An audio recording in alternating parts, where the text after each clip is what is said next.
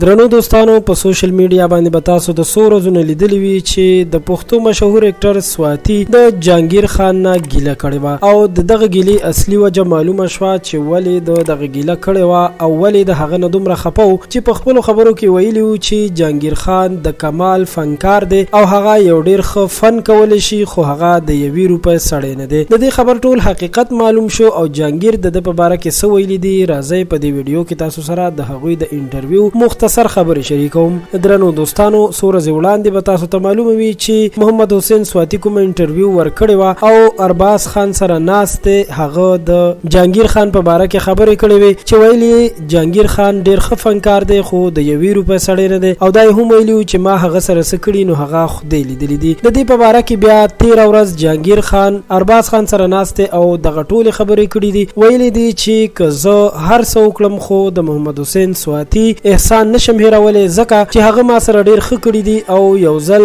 ما اکسیډنټ کړی او زه په یو کنده کې پروت وم چې د الله پاک نه پس محمد حسین سواتی ما ته ځان را رسولی او هغه ما سره دغه منډه وهلې وه او زه د هغه دغه مرسته نشم هیرولی. هغه وایي چې سواتی یو ښه انسان دی او زه به ټول عمر د هغه احسانمند یم. درنو دوستانو دا یو حقیقت خبر چې تر تاسو مو درو رسو خو په دې کې چې ارباز خان کوم کردار ادا کړی دی چې د یو نه هم انټرویو اخلي او د بل نه هم خو دواړه په خپل منځ کې نه کېنوي چې د دواړو روغ وکړي. موږ هغه ته خواست کوو چې دواړه مخامخ کېنوي د دواړو روغه جوړه وکړي او که په زړه کې هر قسم خفګان او خبرې وي چې یو بل ته د زړه نه وباسي. دا یو تازه خبر او یو تازه ویډیو چې د فلمي اکټرانو جهانگیر خان او سواتی په باره کې وه. د ویډیو د کتلو مو ډیره مننه کوم. زموږ چینل خان کلیک در سره هم سبسکرایب کړئ. تر بیا مو په لوی الله سپارم.